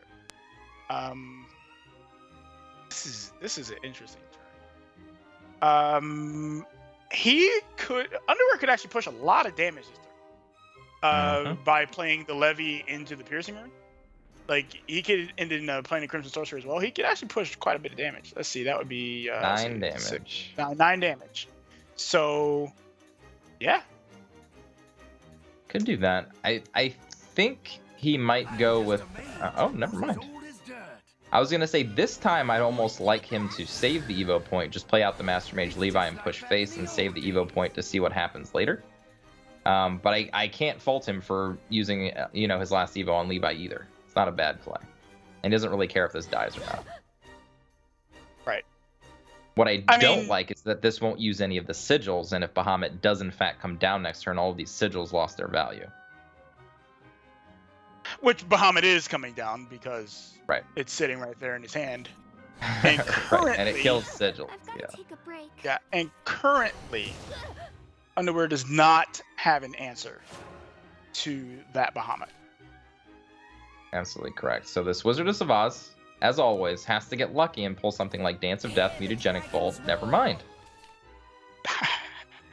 I hate not playing Bahamut here. This makes 0 sense to me. Now that he drew the Sybil, it's lucky that he got the Sybil. I don't know what his plan was outside of that Sybil. And he didn't play it. Yeah. I'm all tuckered This- out. Okay. I use Leaving this 2 sigils word a up? lot. I use this word a lot, and I'm going to use it again. That was interesting. Yeah. I don't like that line at all. It's literally the only word I can think of that accurately describes what I'm No, thinking. I've got a word. Bad. Bad. Oh, okay, that works too. I will literally straight up call that play bad. I don't think there's a world that giving your opponent extra turns with sigils in play is correct. At all. And now Underwear is he can't. I can't imagine him losing right now. The Bahamut is the turn late, so that playing it now does nothing really because the Master Mage Levy. Thanks for playing, or even a Dance of Death. Like too many Well, it ways to doesn't die. matter. There's no consecutive plays that JaZe can make here that will actually win him the game. Right. He's not playing an 18 damage combo, so he has to get his opponent down to at least 14 because there are no Evo points left if he wants to full combo. And there's a Dance of Death, a Master Mage Levi, and a Wizardess in the hand. Bluest water. Well, that's rough, man. I'm just a little puzzled, and by a little I mean a lot of puzzle. But actually, he's not dead. No, he's not dead. He's not dead at the He's moment. not dead. He did that with a quickness. But this is exactly what he should do Name's Levi. because Don't forget. JaZe has no more healing. Right. That's all of his heal. Not only that, keeping a Wizardess backed up by Dance of Death in your hand against anything like a Bahamut or something and like he that, just draws heal like a champ. not enough though. Well, Not going to be it's well, it's enough if JaZe doesn't play anything to the board. But Yeah, I guess that's true. That is true. that's One- okay. One damage. Yeah, one Ooh, damage and Oh, Wow. Whifferino. But this Whiff. is JC just not going to play anything to the board for the rest of the game? Is this how we're going to play right. this? Right. I don't think he can get away with that. Yeah, that's not gonna do it. He'll probably jam Bahamut, but then even then, Yeah. Wrap it up. Yeah, JZ Like- knows too. He knows as soon as he plays something, he's going to die. The Piercing Rune, Dance of Death, I mean, you name it, Mutagenic Bolt, they all do the trick. Right. Slipped up. And Underwear ramping up to a quick 2-0 against JZ this time. I imagine that Dragon vs. Dragon was played in the first game as well. And Underwear probably just got a really good combo draw pretty fast. Right. That game did not go long at all. And now we get to see Control Blood against 3 decks. Do you think Wow, JZ yeah. can do it? Oh man, you talk about a hill to climb. This isn't even a hill. This is a planet. All right, this is a planet to climb, man. Like, this is Earth is flat days, and he's climbing vertically. Like this is rough. To be fair, though, this is the deck that we've seen Underwear play mistakenly, right? A few turns. And this is how JZ got the first one. So let's see if he can do it. I mean, I would not put it past JZ to be able to beat a deck that he understands inside and out 3 times, especially if Underwear doesn't make optimal plays on every single turn. But like you said, it is a planet. This is a comeback of 3-1. Very hard to do. And JZ switching to the deck, I think, gives him the best matchup. This is actually what we saw Underwear misplay against, which was Shadow. The funny thing is I think this is the worst deck against Control Blood. I think Vengeance Blood is really good against Control Blood. I think that Combo Dragon has a good chance against it. This deck, more than any of them, just feels like it can fall flat on its face against Control Blood. Because it just plays boards out, right? And what does Control Blood do? It clears boards. That's what it does. Now, I kind of want to talk about JaZe a little bit. Like, he's under an immense amount of pressure right now. So he's gonna be, he's under the gun again. All right. Now he has made a habit of coming back from being under the gun. He's under the gun again, and then later this week, the world, or rather next week, the World Grand Prix. Mm-hmm. That's a lot. That's a lot of Shadowverse, man. There's a ton of Shadowverse, ton of crazy amounts of Shadowverse from all around the place. It's great. And then right after that, a new set that has nothing to do with him being under pressure, but that's just saying in terms of the amount of Shadowverse that's coming up, it's a lot. Well, that's where I think we're going to see a big divergence, right? Like, because we've been playing essentially the same Shadowverse game for a solid year now. I don't mean same as far as in the cards haven't changed and all that kind of stuff. But, you know, there's the aggro, the mid-range, the combo, and the control, and, like, you know, like the whole metagame, it just shifts and shifts and shifts. But predominantly Shadow, Dragon, very similar lists, maybe upgraded to Storm versus Control, things like that over time. But we've seen relatively the same metagame shape up time and time out for the last year. Once rotation hits, all bets are out the window. All the players that you thought were good might not be good enough to handle building decks for a new format and moving on forward. So we might see a whole swath of new players joining the ranks. Rotation is going to do something for the game that I wasn't sure was going to happen. And it's literally changing all of the perceptions of what people think this game is. Mm-hmm. All of them. Like, you think, oh, well, I'll just play this lineup. Boom. And it's going to be great. But, and we do know that usually when new sets come out, that people tend to go to aggro because aggro is easier to figure out. But what we find, and that was a horrible burn, by the way. That revelation, really bad burn. Has shown zero respect for the top of his deck and burning cards. I say that with love. I mean, he's not playing poorly. What I mean by that is, like, he just doesn't care. You know what I mean? He doesn't give a crap on what the top of his deck looks like. Yeah. He's like, I have all the tools I need. I don't really care. Whatever. But what I was saying is that the game is just fundamentally gonna change. And again, even with just Portalcraft being added to the game, that's a gigantically fundamental change. Yeah. Absolutely. Like, if you thought you didn't have a chance now, wait till rotations, wait till new set, jam. Get your homework done. You know what I mean? Your Shadowverse homework. Learn about all the decks that you can possibly play. Learn about all the decks your opponents can possibly play, and then just build a path to victory. Because the cool thing about rotations is there's not going to be a perfect answer to everything.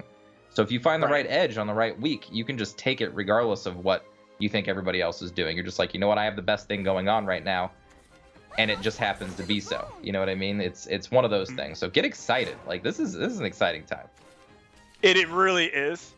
It really is. And I hope that the people watching right now kind of takes a step back, and if they have any kind of preconceived notions about the game, just kind of let them go, because they're gonna change anyway at the moment that the new set drops. Right. Beyond rotations, the new set dropping, adding a new craft, new cards, then you enter rotation where certain cards are falling off. No more D-Shift, no more Roach, no more Levi. Oh. Yeah. Oh, I bet you're sad. Oh, always sad, man. Okay. Perma sad, no Levi. Anyway. JaZe, so unlike the last time we saw that JaZe had access to a Thane, he doesn't have it now. Like, he doesn't have access to Thane on 7, like last time he had it. Yep. So this is going to be a much slower game plan for him. Again, probably still just trying the same thing, draw into his Deathly Tyrant. It's so crazy to me that the one of in Shadow, I don't know what its win percentage is on competitive play, but it's pretty high as being the card that finishes the game in Shadow. Yeah. It's really high. And the thing is, Deathly Tyrant is a card that has shown its value for a while. Like it's been a very strong card for quite a while. It's almost hard to imagine the format without it, but it's not going to be there. And speaking of Deathly Tyrant, There he is. but it's not going to be there come rotation. That's true. Deathly Tyrant also coming. I don't know if that's a bigger piece that people really care about too much. Well, I think maybe Deathly not. Tyrant is played in Atomy, and it's played in Tournament Shadow as a one of, and not always. Because people are still playing Atomy. You're a You know funny what? guy. Atomy's the best, okay? I don't dog on my boy Atomy, okay? Atomy been I'm not doing dog- things that are crazier than even Daria decks, okay? Daria can't even hang with Atomy sometimes. I won't argue with that, but people still playing Atomy. You're a funny guy. Whatever, chat. Give me some Atomy love in the chat right now. Let's go. I need some Atomy love. All right, Atomy best deck forever. Tier 0. Can't beat it. What's up? Oh man, so JaZe is in. He's looking kind of worried. I think he should be. This. Yeah, he should definitely be. Now, it's funny, though, because Underwear keeps putting himself into a place where he's lower health than you normally see a Control Blood player, because it's not like JaZe did the majority of this damage. Belphegor did. And it's just been Underwear's choice to play at that low health total. Now, if he doesn't draw into something like a Mask of Black Death, or if there is a turn where he can't clear everything off the board, this could open up Ektar to kind of slam in and, you know, bring the game home. So he's got to be careful. Got to be very careful here. JaZe apparently does not have to be careful. He's like, I don't even want to be here anymore. I guess. Oh, there he comes. Okay. Okay. I would hope. Oh, he's getting some that- water, I see. I think this is the first time we've seen him do that. Gotta take a drink, man. This is some long Yeah. games. This not only is this some long games, but we're seeing like JaZe has been playing consecutively. Okay, he played like he's been That's playing true. consecutively. Played. He is- Played. Yeah, he's been the one that's been playing most of the games. Absolutely. Yeah, and the fact that he's not showing. I mean, he is showing a little bit of fatigue, but not enough to be like, okay, I just can't play anymore. Like that's very respectful. Not Underwear though. Look at him. Still the same Underwear we saw from the beginning of the day. No Yep, change. Same stoic look. This man is focused. I mean, I love. You know what? I've just gotten so used to seeing Underwear like that. I think if I see him any other way, I'm gonna be disappointed. Yeah, if he starts doing like a Fatina dance, or if he starts doing Suzzoni like eating ice cream on camera, or something crazy, Yeah. just be like, that's not Underwear. I don't believe it. Yeah, I don't believe it. Try That's again. someone else. Yeah. If he's sitting anywhere other than where he's sitting right now, I will be surprised. With that large sofa behind him, perfect. It's perfect. Yeah, he's like, I don't need to be comfortable. I need to win. By the way, that sofa is way too clean. Okay, he must never sit on that thing. Did you want it? Well, we've never seen him sit on it since the show, the Shadowverse Open started. That's true. That is true. And that could be a bed. I can't really tell, but it's clean as heck, man. It's super clean. Yeah, it is. But getting back to this game, Thane coming down, and there is no revelation in sight, which also is even worse because we see that Deathly Tyrant is on the horizon. Yes. Not only is it on the horizon, Underwear doesn't have access to Mask of Black Death at the moment. He has nothing. That's right. Jack Now, he does have diddly- Emeralda here. Emeralda is great here. I think that you can even make a case for Righteous Devil being really good here alongside of a Pure-Hearted Singer so he can dig deeper into his deck. He's got Yeah, but options if here. he- He's not like in critical mode at the moment. I beg to differ. Like, I think he is. He has JaZe has an Evo point remaining. Unless he can literally play Pure Heart of Singer and get a Rev.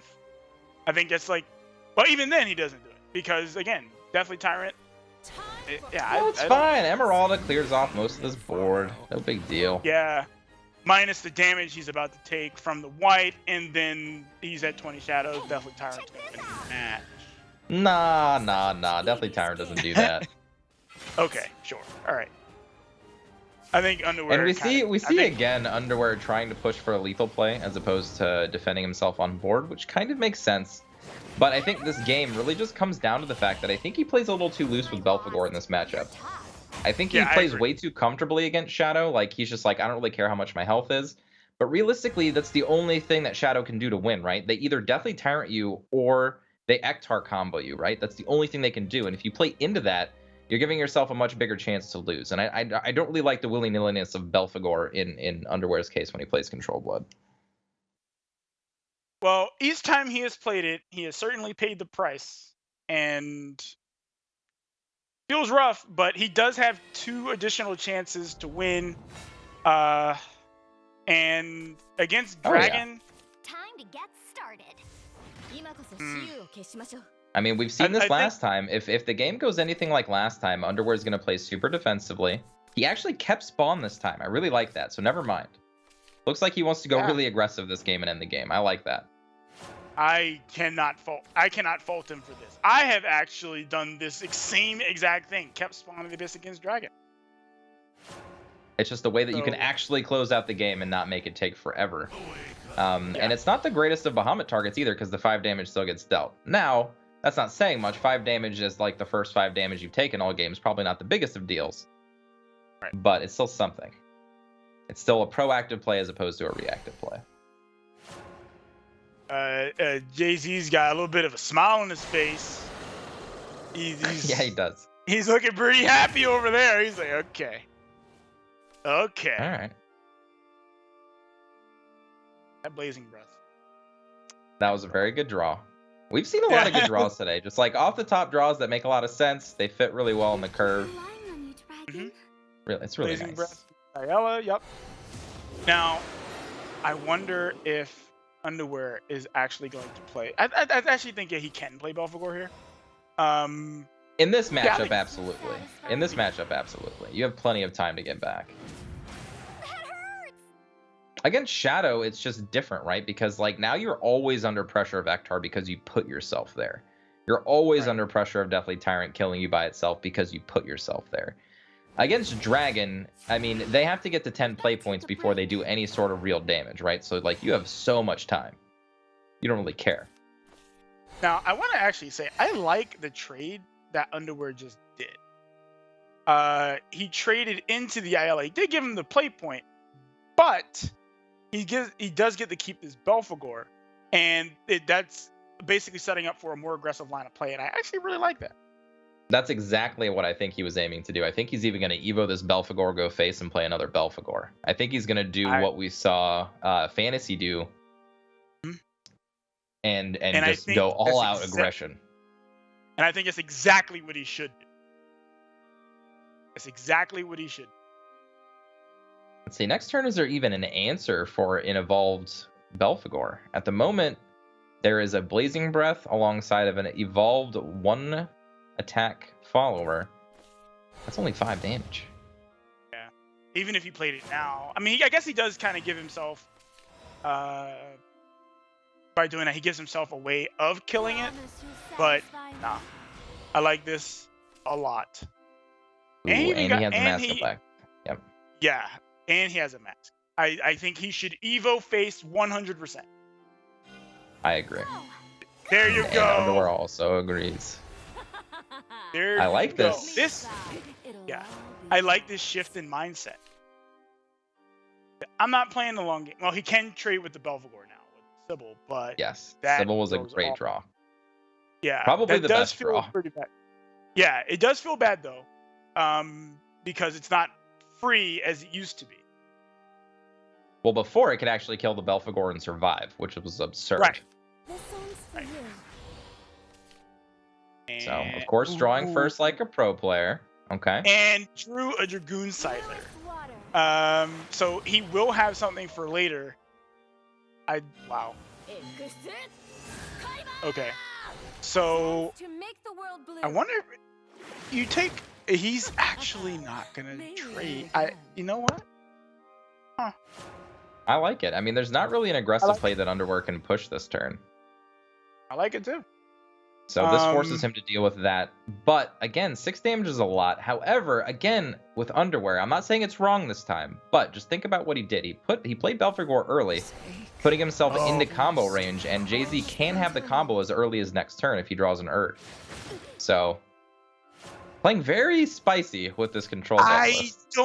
I think that yeah, he's at 12. So he is one off of being dead here from Queen combo. Well, Queen combo can only put a Dragon Follower in hand right now, so it would just be the same as playing a Genesis Dragon. I'm so sorry. I'm wrong. Crucify me. I was thinking. Well, that's a little too strong. I'm not going to do that. Jeez. Oh, man. Anyway. Yeah. So I was completely wrong. My bad. That's okay. And next turn, Emerald is probably the spiciest of plays that really can come out, but without putting Underwear and Vengeance, that's not really a threat. So I think JaZe is feeling pretty comfortable here. Again, he just needs to find his combo. And I think I think he should be playing this Mask of Black Death. The longer he waits on this, the more of a chance JaZe has to just top deck the win. Right. And I think he is going to play it if Sabrura is the play.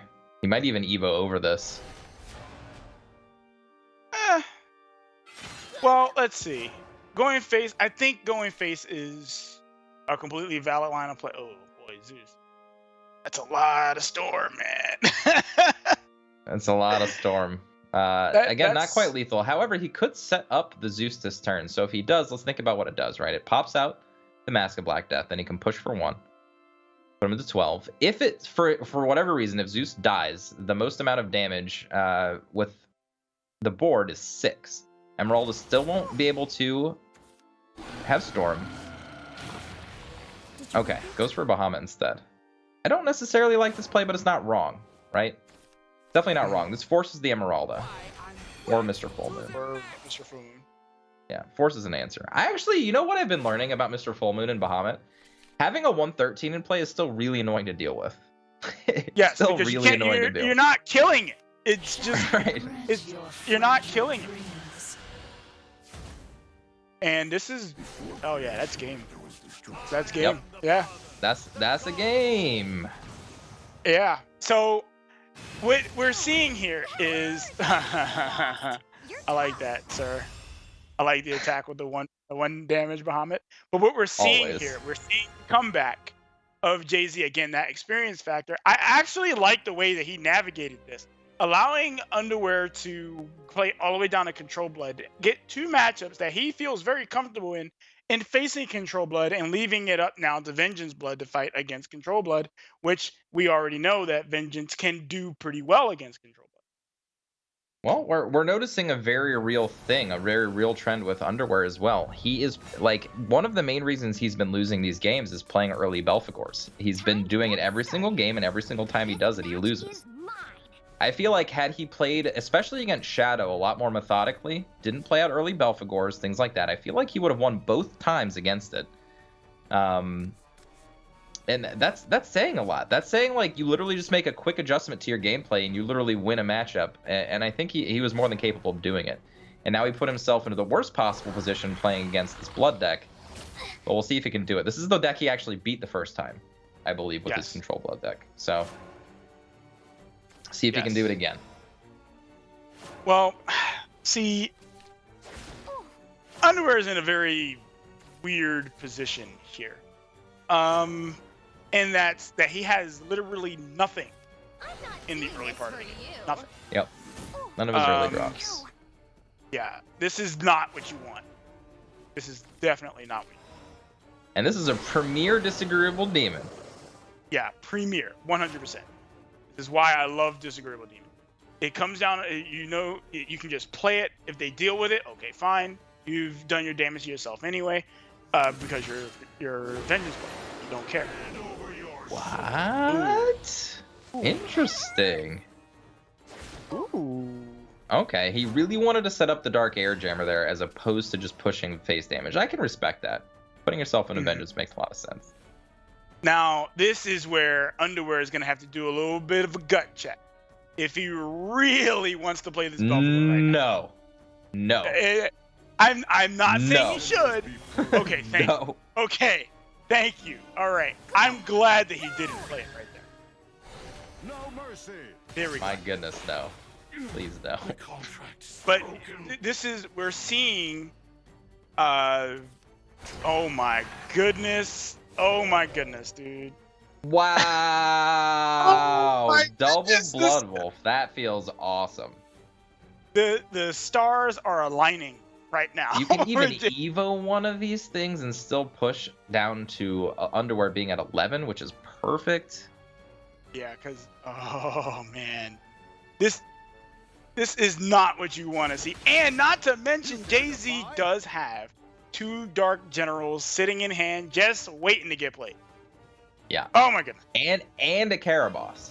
And a Caraboss to finish things off with. So definitely looking really nice here. I mean, but Underwear does have good reactive plays. He's got 2 Sabrewers, got a Righteous Devil. He's got tools that he needs. So he's definitely not dead here. Not by any stretch of the imagination. No, he's not dead, but it's one of those, man, like, one of those feelings, man. You're like, I didn't have a single reactive play for the first 4 turns of the game. You know, Right. I mean 3 turns. Sorry, for the first 3 turns of the game, no reactive at all. All right.